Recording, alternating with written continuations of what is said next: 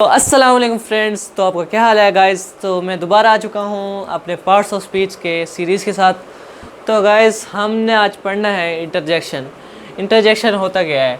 Interjection को हम कहते हैं हरूफ उर्दू में हरूफ नदा, हरूफ नदा कहते हैं। तो हम इसकी डेफिनेशन की तरफ चलते हैं गाइस।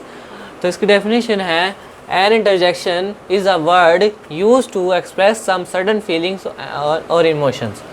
तो गैस ये इसका मतलब है कि इंटरसेक्शन वो है, वो अल्फाज हैं, वो हरूफ हैं जो जज्बात को, एहसास को और जज्बात को ज़ाहिर करें सडन, मतलब कि जल्दी से एहसास और जज्बात को ज़ाहिर करें, इंटरजेक्शन कहलाता है गैस। तो इसकी एग्जांपल है ये hurrah I am pass the examination. तो इसमें इंटरजेक्शन जो है ये वाला वर्ड है हुर्रा। तो आपने देखा होगा ये आई तो नहीं है, आई हम इधर लिख देते हैं। तो हुर्रा जो है इंटरजेक्शन है। तो हुर्रा तो बता रहा है कि हाँ मैंने एग्ज़ामिनेशन को, अपने एग्ज़ाम को पास कर लिया है। और जो इंटरजेक्शन के जो वर्ड्स हैं ना गाइस, तो उनके आगे ज़रूर ये वाला एक्सप्लेनेशन मार्क ज़रूर लगता है गाइस। अगर ये ना लगे तो इसका मतलब ये इंटरजेक्शन नहीं है। तो हम आगे चलते हैं।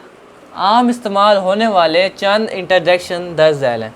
तो ये जो है ना आम इस्तेमाल होने वाले इंटरजेक्शन हैं, जैसे आह दर्द को ज़ाहिर करता है, आहा खुशी को ज़ाहिर करता है, इमोशन को ज़ाहिर करता है, अलास ये भी, इन सब के आगे ना ये वाला ये ज़रूर लगते हैं, एक्सप्लेनेशन मार्क ज़रूर लगता है। जैसे अब आहा, हुलो, हुश, किसी को भगाने के लिए ना हुश इस्तेमाल होता है, और हुर्रा भी इस्तेमाल होता है गाइस। तो अब हम आगे चलते हैं गाइस। अब हम आगे चलते हैं कि बाज़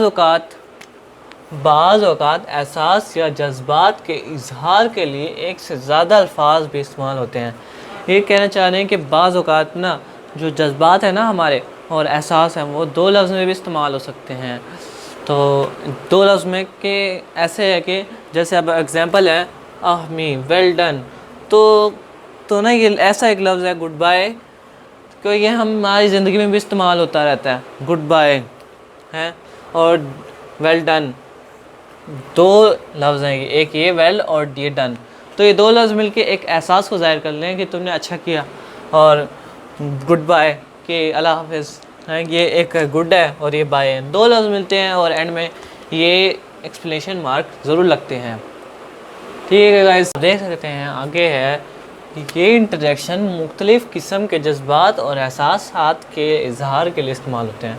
ये जो इंटरजेक्शन है ना मुख्तलिफ़ किस्म के जज्बात और एहसासात के, ये एहसास जो है ना हमारा मुख्तलिफ़ हो सकता है, जज्बात भी मुख्तलिफ़ होते हैं हमारे, हर किसी काम में जज्बात हमारे मुख्तलिफ़ हो जाते हैं। तो है जैसे अब है जॉय, खुशी को कैसे हैं, मुसर्रत को कहते हैं जॉय, कि अब जैसे ही हमें जॉय का फीलिंग आती है ना तो हम खुश हो जाते हैं, आहा हुर्रा, ये वर्ड्स इस्तेमाल होते हैं हमारे मुंह से।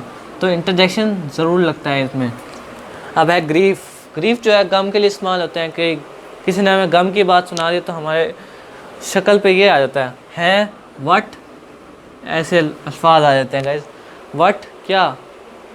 तो अब है सरप्राइज़, कोई भी हमें सरप्राइज़ देता है तो हमें हैरत हो जाती है कि सरप्राइज़ दिया है, तो हम कहते हैं अलास, ओह हाँ, क्या चाहिए लगते हैं।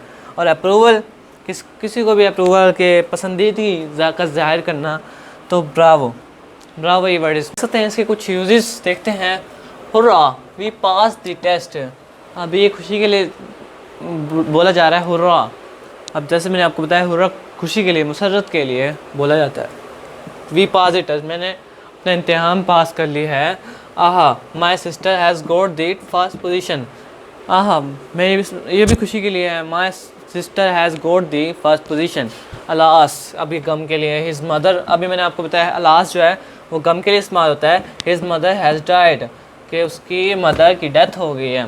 तो गाइस आज के लिए इतना ही ठीक था। तो गाइस आपको मैं अगले लेक्चर में मिलूँगा। अगले कंजक्शन, प्रपोजिशन, रिजेक्शन, कंजक्शन भी हो गया है और हमने अब करनी है प्रपोजिशन।